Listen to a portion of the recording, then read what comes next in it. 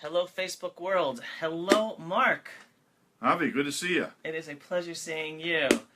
Like I titled this video, I think you are probably, if not the closest, one of the closest people to the Trump administration here in Israel today. Well, that's, I'm not going to comment on that. But Okay. That could be. Okay, no problem. No comment. Maybe it's not. So I wanted to take this opportunity to, I guess, ask you questions that I have about how things are developing with the Trump administration, and get your opinion.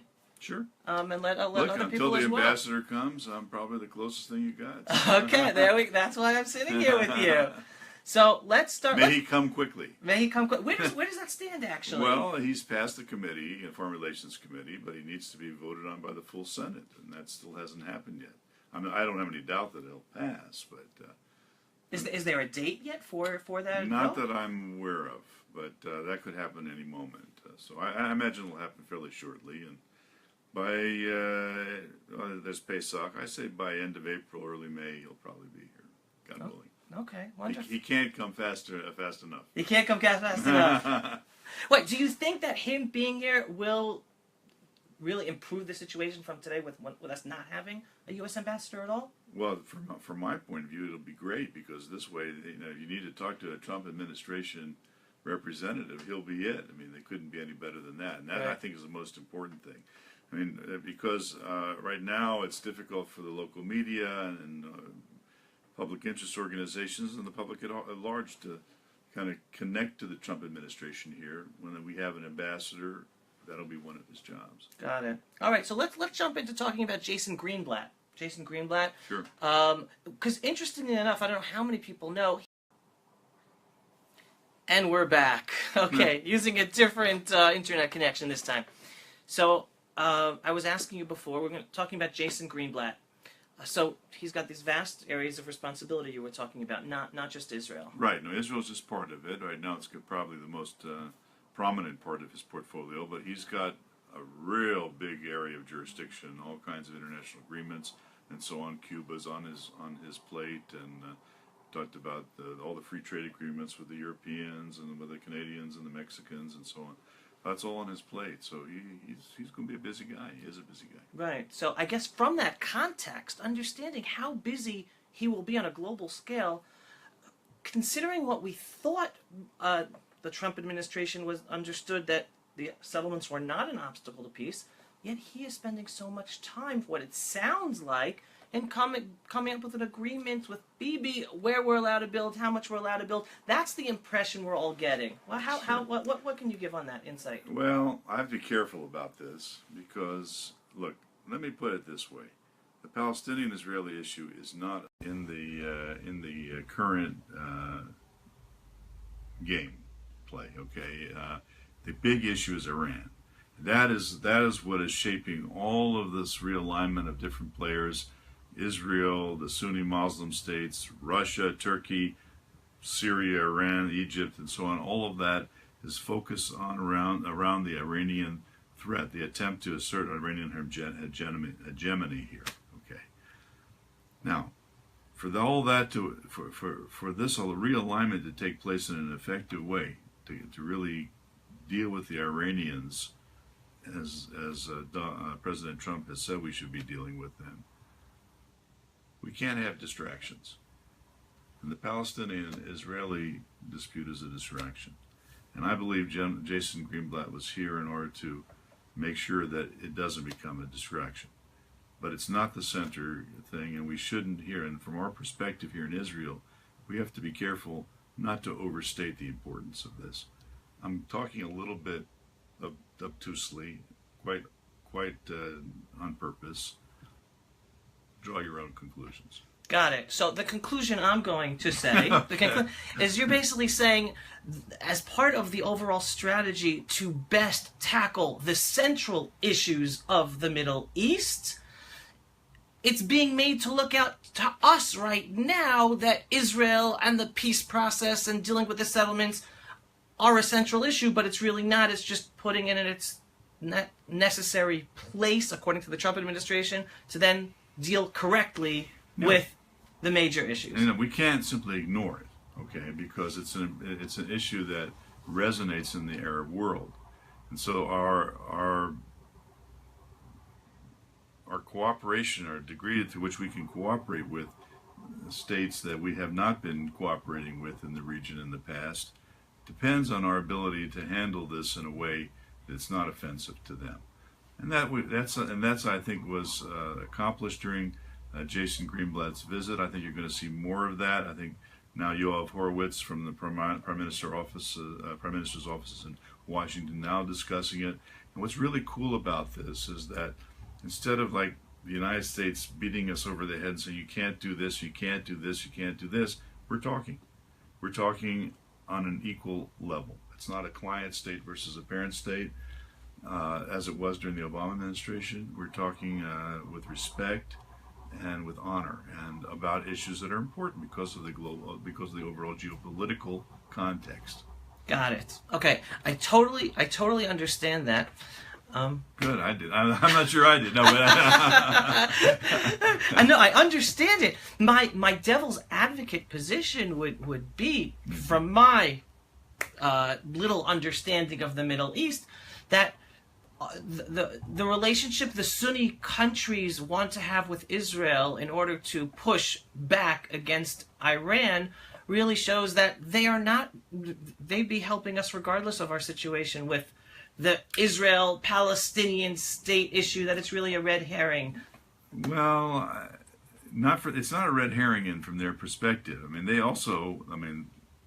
they're not real democracies, okay? And so they're not accountable to their public to the same way a democracy like Israel is. On the other hand, they have to worry about their public, as we saw from the so-called Arab Spring, okay? I mean, if the public gets angry at the ruling elite in these countries, I mean, they're going to have a problem. Mm-hmm. So I think what our Prime Minister here is trying to do, what President Trump is trying to do, is to make them comfortable and make sure that the publics in those countries are also comfortable with what's happening. I mean, we're all concerned about Iran, the public and the ruling elites, but we need to do it in a sensitive way. You have to deal with that in a sensitive way. That, I think, is what's going on. It's really exciting. I'm really optimistic. Okay, so you're saying even with the little headlines we're seeing here and there, you're optimistic about the big picture of the realignment taking place. Always keep that in mind, that big picture, Avi. That's a really good point. Because there's going to be more bumps along the road, or what we consider to be bumps along the road, as this process develops. And of course, it could take us in unexpected directions. I mean, politics is full of surprises, right, especially on the international level. Right. So we have to think about that. But on the whole, I think the administration in Washington has got the right perspective on this. I think our government here in Israel hopefully has the right perspective on this, and we're getting to know each other and work together. And from what I see, it's moving in the right direction. Okay, so I want to get to the good the good direction in a second, because there's something just mentioned Nikki Haley and the UN, but I'm going to put that aside for a second, sure, because I wanted to first bring up another bump, which is we're seeing a number, don't know how many, a number of whether Obama leftover appointees who are continuing on or have been put in new positions, influential positions, State Department, NSA, etc., which then these are people who do not see the Muslim Brotherhood as a problem. Either McMaster does not see the Muslim Brotherhood as a problem, and it's a worrying perspective. Wait, Trump is definitely saying he's going after. Let me address your concerns, please. Okay? There are George McMaster is not an Obama administration holdover, but he has views about the Muslim Brotherhood which the president himself doesn't hold. I mean, on the other hand, McMaster is very bright. He thinks outside the box. The president felt that he would be an added asset to his team, and I respect that. But McMaster is not setting the policy. I mean, when he came out and made a statement about Islamic extremism or the lack of it, the president the very next day came in one of his rallies and reiterated his strong position on this issue. So McMaster's there. We got to watch him. We got to make sure that he stays on message. But the president's doing that. I think that's okay. The other thing you have to realize about this administration, with other political campaigns, let's go back to the summer and fall election. The Trump administration, Trump campaign, had a total of, as I understand it, 68 paid staff people for the whole campaign. It's one of the reasons why he was able to keep his campaign costs to something like only 10% of that of the Democrats. Now, while that's a great cost-saving measure, the problem is that if you get elected, okay, and you need to start filling something between 4,000 to 6,000 political positions in the federal government, and you only have 68 paid staffers on your campaign. Loyal. Yeah, right. I mean, you don't exactly have this giant pool from which to start staffing the government, okay? In the meantime, the government has to run. Okay, now who's there? These folks that have been working in the prior administration. Now, some of them are real bad folks, okay? These guys have been leaking things to the press. These guys have been planting little road mines along the way to obstruct the administration. Right. Those folks are being weeded out, and they're going. Then there are other public servants who served in the Obama administration, whose positions we need to keep going on. We don't have the people yet to fill them. To add to the problem, then not only is there a problem with the pool of talent, you've got a problem in the Congress with the Democrats, who are using every opportunity to throw a wrench in the works when it comes to approving these nominees. Those people that require Senate confirmation, for example. Now we've talked about the future ambassador to Israel, David Friedman. I mean, his name came up. His nomination was made in January. We're now at the end of March. He's just passed the Senate Foreign Relations Committee, and the full Senate hasn't voted yet. And all of that's due to the fact that the Democrats are dragging their feet. They're doing it deliberately to make things difficult, make the administration look bad. It's not the way to play politics, in my view, but that's what's going on now. Trump is not fazed by this. He will get these people, these positions filled in time, and those Obama folks that need to go home will go home. Got it. So again, the basic view we're getting from the answers to these issues are be patient. Yes. Relax. See things as the big picture develops. Take a deep breath. We here in Israel, we get antsy about everything. There's always a disaster on the horizon. But no, with the Trump administration, you got a strong leader in Donald Trump and Vice President Mike Pence. You got a great White House team with Reince Priebus and Steve Bannon and Kelly and Conway. I mean, you got a great team there, and they're working and they're doing amazing things. And the president himself is working around the clock, trying to keep his promises, as Steve Bannon says, maniacally. I mean, he is serious about keeping his promises to the American people, and that includes the promises he made during the campaign about Israel. So I'll bring it to the last issue there, okay. And this is something which I think the most clearly, at least from my innocent eyes, clearly he is changing the agenda according to his to what he wants to do, and that's at the international level of the United Nations with Nikki Haley. She is really making a difference there. She is amazing. I met her before she was nominated to be UN ambassador, but I mean, she's a real breath of fresh air in an institution that's really run off the rails. And the Trump administration is for the first time trying to do something about that. I mean, the last administration was kowtowing to the UN and conspiring with them and all these globalists, over there that were causing great damage to Israel and to U.S. interests around the world. This president is trying, and Nikki Haley at the UN, and trying to fix that. One of the areas where we're looking forward to some serious change is the Human Relations Council, that whole area. Human Rights Council. Yeah, that's right.